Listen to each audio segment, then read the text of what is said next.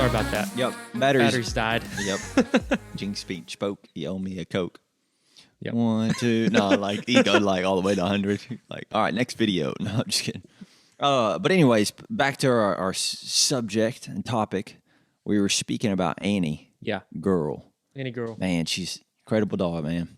Look at her eat right now. She's eating her food and she's like, take a bite and spit one out. Spit it like a. She doesn't like her food anymore.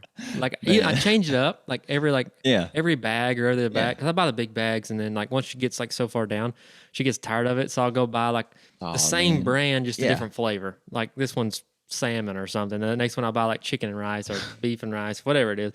And she, I don't know. She's so weird about it. Yeah. It's so funny, but she'll eat it when she gets hungry enough. Yeah, she's just eyeballing it. She's making sure that cat doesn't. Oh, if the cat gets close, she'll growl at it and then start eating, and then like it makes her want to eat it all. Maybe it's just a game to her now. Then maybe. How long has the cat been here? The cat's grown, dude. It's crazy. That cat's grown a lot. Yeah, I don't know, maybe like 2 or 3 months, 3 months, something like that. Maybe that's it. Maybe it's just a game now to her. Look at her. She's just like guarding her food. She's waiting for the cat to come to her food. Anyways. Oh, sorry. Yeah. Making me hungry. It's just a rabbit. Hey, me too. I haven't eaten yet. We're about to get there, though. Man, we got a lot to do. Yeah. No, but anyways, you got me thrown off over here. No, man, but I noticed something kind of in front of us right now. What do you see? And I know that you've been working really hard on it. Yeah. And you showed it to me tonight for the first time, man. And I tell you what, it is a professional, excuse me, Cabela's brand. It could be Diamond Bowtech brand. It ain't. Dude, it could be, I say Diamond Bowtech, but it could be a name brand bow. Hands down, without a doubt. But it's one of a kind. You'll never see another one of these just like that. You'll see one similar. Flown in from Africa. Special design. Hand carved by Nelson, though. No, for real, this is a phenomenal looking bow right here. It is a legit one of a kind, and the fact that he made it himself, that's just what's so cool about it. And like when you touch it, man, you ain't got no splinters, nothing. This baby is smooth. I sanded on this thing for like 30 minutes on each limb. So this is a Bodark or Osage Orange Bodark. They call them hedge, or there's a bunch of different names for this type of wood, but it's Bodark in Northeast Texas, what we call this thing, and it's spelled like Bois D Arc. So B-O-I-S. I got you. Little apostrophe thing, D and the arc, whatever. Bodark. This wood right here is one of the hardest woods we have around, and it makes a great long bow. You can recurve it if you want. I'm going to put some recurve tips in it, or not recurve, but reflex tips. A recurve has more of a bend. I'm not going to put that much, just a slight reflex into it.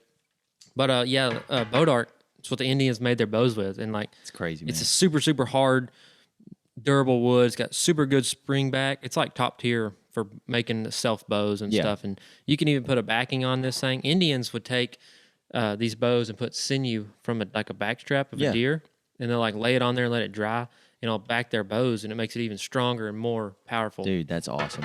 So, do you plan on doing that too with any of the deer that you harvest? I think I'm thinking about it. Dude, and if I kill an elk this year, or if I take that back, first off, if this bow turns out and I can put about 200-300 arrows through it without it breaking, exploding on me, selling it for the grand. I am taking this thing to Colorado. No, are you really? I promise you. I'm taking this thing to Colorado, and if I shoot an elk with it, I'm going to take the sinew from it, and I'm going to either put it on this one or another one. Dude, so I've got some more logs that I've been drying out to make more bows with. Oh, man, here we go. So I think it'd be really cool to sinew back if he could make a Bodark bow. 100 of these things, man, that's like an extra 100 G's in the bank. The problem is, like, to me, as much time and effort I put in this thing, and it's worth a lot to me. But we'll break down the process too. Like after you finish explaining yourself, just break down the process of like just the time period, the time scale. You know what I'm saying? So I'm gonna say it's worth a lot to me because as much time and effort as I put into this thing. Yeah. So I've took this log, and it was about an 8-inch tree. Yeah. And first off, you got to go through the woods and find you a Bodark tree that's like not twisted. And most Bodark trees are like twisted. And like, these big old drooping deals. They got these big old horse apples on them.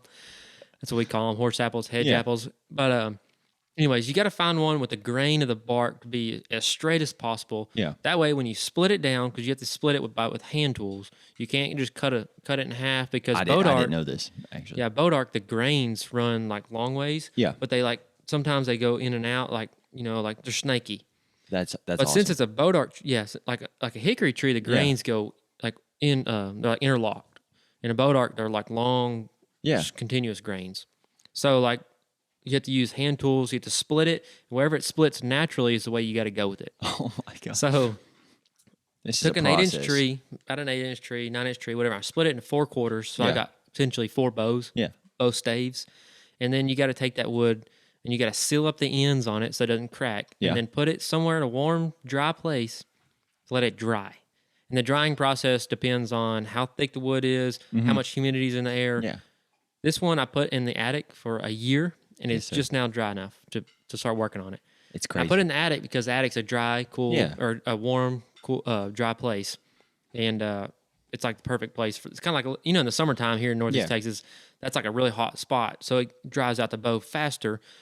But you don't want to dry boat arc too fast, because if you dry it too fast, it'll create cracks and checks in it. That's where you paint the ends with some kind of like latex paint, wood glue or something, so like moisture escapes slower and it doesn't dry out faster. If it dries out too fast, it'll crack and check. I got you. But and now there's some type of prevention method dealing with flames that you can do to make this bow stronger too. But I think it's with a different wood, correct? Well, you can do this. You can heat treat these woods. Okay. And when you heat treat like a bow, a long bow, you're going to heat treat the bellies of it. So like so different types of woods, or I'm just going to say a bow, like a long bow. The back of the bow, which faces away from you, that's called the back. So this part you're looking at. So you hold the bow, whatever's facing. Yeah. That part right there is under tension. So when you pull that bow back, it's tension. Right. And the belly is under compression. So the fibers are compressing. So a boat arc is really good at both of those. They're really good at tension and at compression. Yeah.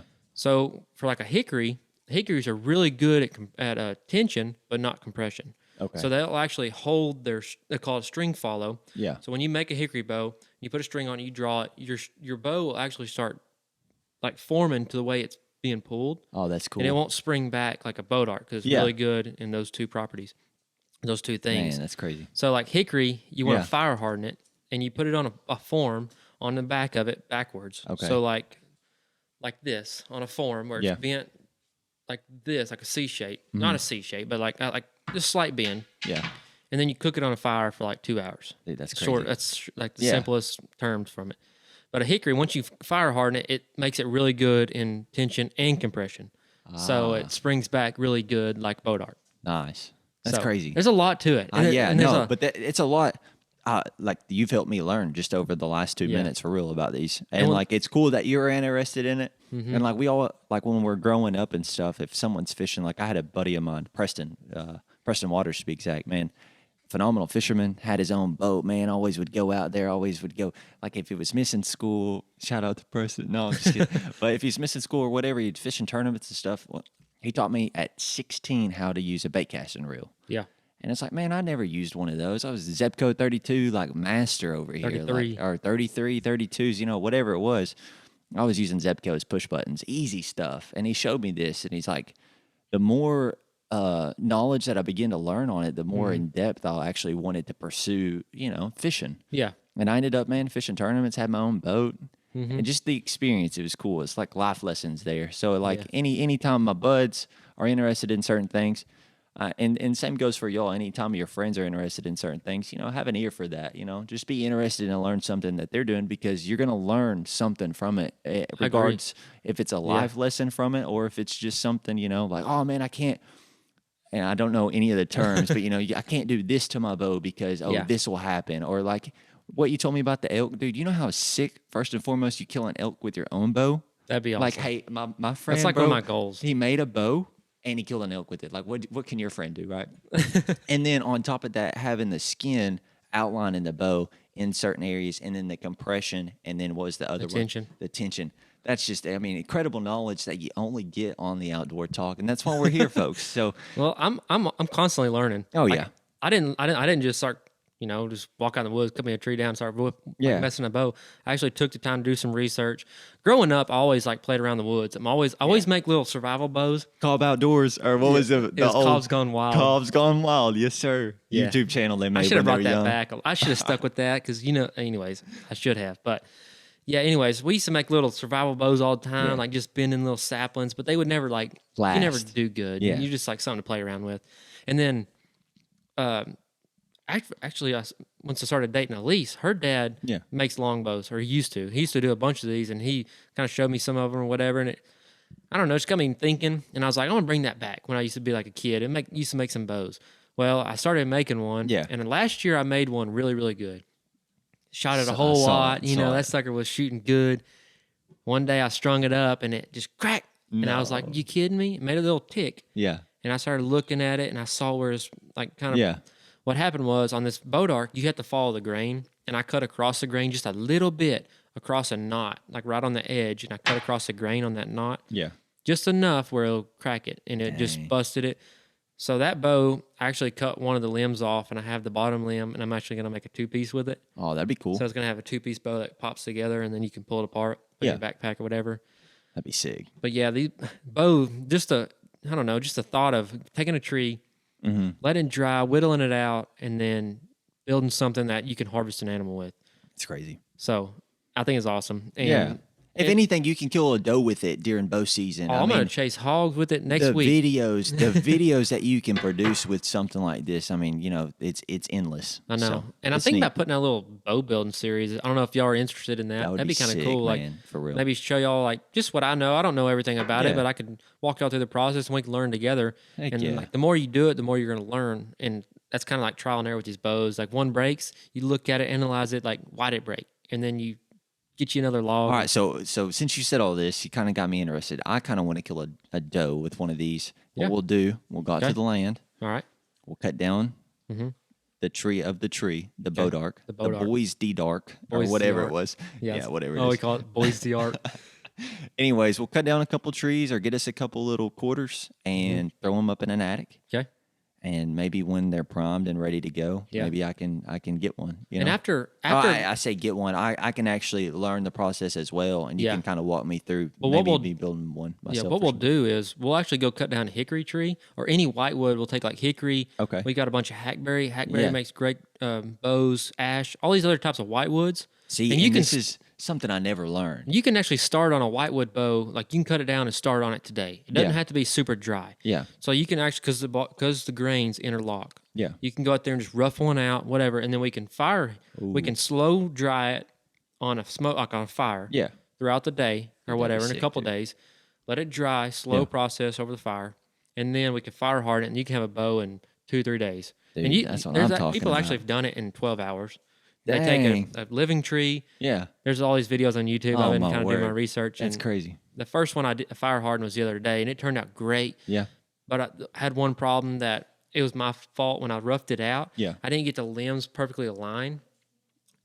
Anyways, it's just not perfect, and I don't. It's not something I want to put my name on. I'm gonna burn it, or I'll just keep it in the shelf, like look at it. It's like that bow right there is what I did wrong.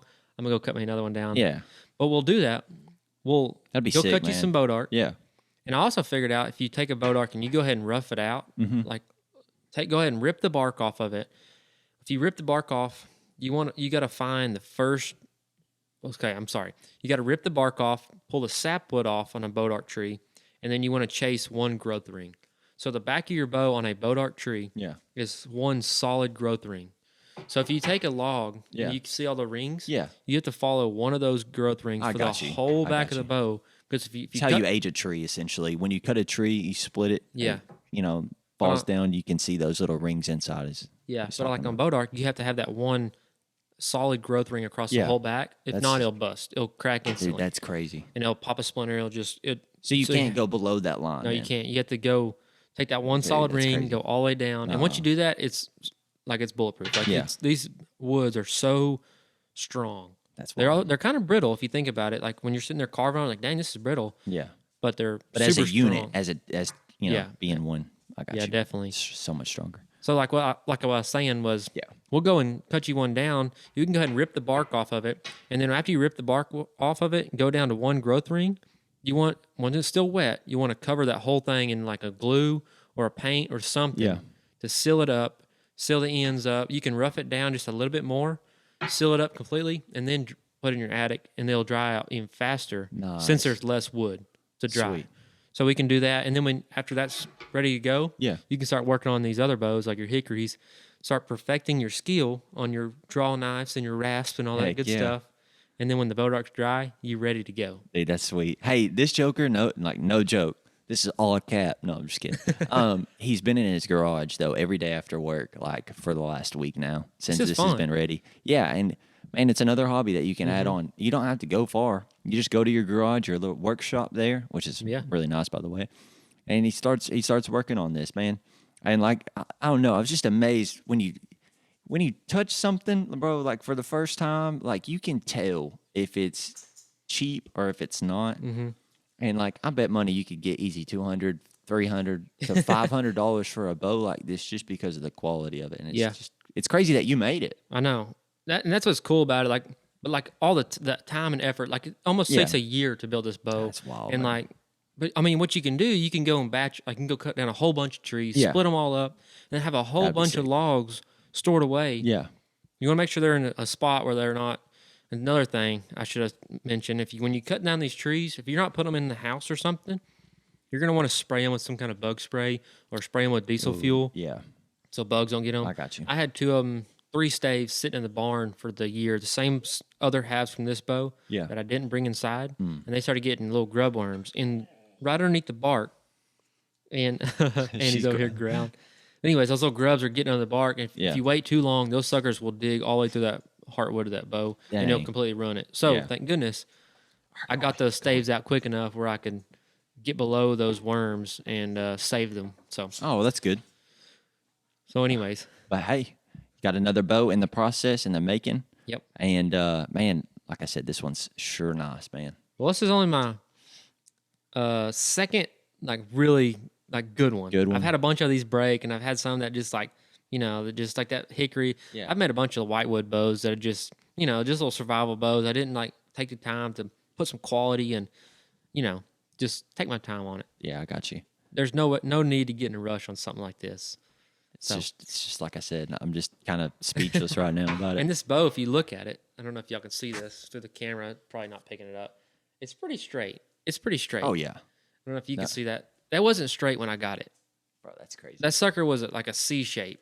It had a big, like they call it propeller twist. Yeah. So it had like a little twist in it, but it's like also like a C curve. Yeah, I got you. That's just because it dried out that way, and it just wasn't. It's no log's perfect. So should you potentially stage it though? Like, yeah, you could actually put little, I don't know. Yeah, you can let it dry on a form. Yeah, and like make it where it doesn't twist. I got you. But Bodark, you can heat this stuff up, and it turns almost like a plastic. It's so weird. Like the properties turn like really, really weird. Yeah. But you can take a heat gun, not put too much heat. You don't put any heat on the back of the bow, but you put a little bit on the sides of the bow, and not a whole lot on the belly, but just like mainly on the sides. Yeah. And you can actually bend that bow. Dude, that's wild. Straighten it up, and then it hardens almost like instantly, pretty much. Mm-hmm. But when it's hot, it's like a weird, like a plasticky bend feel. Okay, it's hard to describe. Since we're talking or on the subject of heat, okay, and you work at a steel fabrication place or whatnot, you need to build your own brand. And brand these old bows? And brand them. And, like, if you could do it on your laser, that would be sick. But, like, you could fine-tune, like, a signature, like quarter size, and you place it on the back of your bow. That'd be pretty cool. That would be sick. That'd be cool to, like, heat it up and, like, just burn it in there so it's not a little... Like, it's engraved in that bow. So every single one of them, they had your name on it. I'm going to do, like, a little corn cob. Yes, sir. My last name's Cobb. Hey, this boat, brought to you by Nelson Cobb, the Outdoor Talk, will be sold on eBay for the approximately price of $599.99. So tell your wives out there that you're being. If it's on eBay, that's like the starting bid price. Oh well, yeah, okay. I'm just kidding. This way to go, Tanner. This bow is not for sale yet.